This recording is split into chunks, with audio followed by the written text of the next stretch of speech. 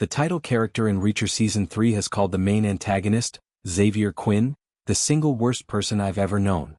The Lee Child Jack Reacher novels frequently suffer from the author's lack of interest in creating villains who seem like real threats.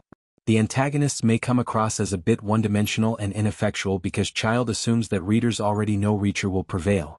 This problem was carried over into Amazon's adaptation, as the first two series lacked antagonists who actually threatened anything. Child's Persuader is adapted in Reacher Season 3, and the most recent series attempts to address the villain problem.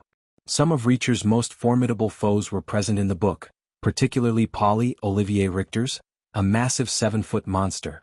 Finding out that Xavier Quinn, Brian T., is still alive years after Jack shot him in the head is what pulls Reacher into the case of Season 3. The season is really building to the showdown with Quinn, even though it is hyping up the Reacher versus Polly fight. Alan Ritchson's anti-hero tells DA agent Duffy, Sonia Cassidy, that he is the worst person he has ever met in Reacher Season 3, setting a high standard for Quinn. That's a concerning statement given the horrible deeds the antagonists from earlier series carried out, such as torture and mutilation. However, Episode 4 Dominique explains Quinn's worst crime and the reason Reacher hates him so much, earning him the title. With Reacher narrating his friendship with mentee Dominique Cole, Mariah Robinson, and their investigation into Quinn, Dominique is primarily told in flashback. Cole and Reacher discover he was being pressured by military intelligence officer Quinn, who threatened Gorowski's family, after they apprehend a military officer named Gorowski, Jonathan Souza, for selling classified documents. Later on, Reacher learns from a therapist that Quinn was a young child with violent tendencies and a history of hurting animals. Quinn was diagnosed with malignant narcissist personality disorder in the report, which also emphasized his apparent pleasure in torturing people and his lack of empathy or regret. This torture trait is highlighted in Quinn's horrific murder of Cole, in which he abducts and questions the young sergeant following an unsuccessful attempt to arrest him. Reacher finds Quinn trying to escape on his remote farm, where he also finds Cole's disfigured body. When Reacher asks Quinn what her first name was, he tries to tell him that he and Cole were working together in secret, but Quinn's silence shows that he is lying. Then Reacher led Quinn to the precipice and used his own pistol to shoot him in the head. Quinn's suspiciously lavish lifestyle outside of duty was made possible by his lucrative side business selling military secrets in the army. Quinn presumably intended to retire early after making a fortune selling sensitive material to foreign nations, but Reacher and Cole's investigation ruined that plan. Gorowski disclosed that Quinn had abducted his young daughter and kept her overnight. However, Quinn threatened to carry out heinous deeds unless Gorowski cooperated completely.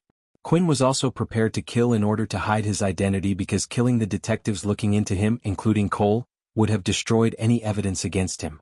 This implied that he would have pursued Reacher as well, but Jack stops him before he could. In addition to killing Cole and another officer, Quinn's crimes during this period in military intelligence included kidnapping, coercion, and the sale of classified material. How Quinn made it through Reacher shooting his head. There are parallels between Quinn's survival and the long kiss. Good night. In Reacher Season 3, Brian T. plays Quinn, cocking a shotgun. Reacher isn't known for making mistakes, but it makes sense that he would assume Quinn was dead after shooting him in the forehead and seeing him tumble off a cliff. The Persuader episode of Season 3 tells the story of Quinn's survival of his seemingly hopeless fate.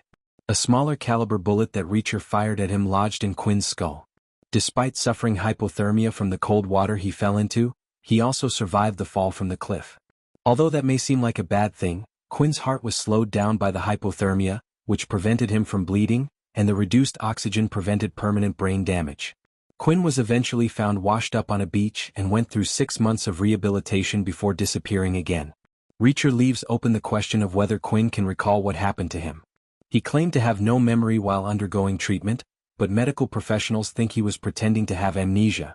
Quinn installs his own men Duke, Donald Sales, and the burly Polly, Olivier Richter's, to make sure Beck always complies with his orders while he uses Beck's company to smuggle firearms.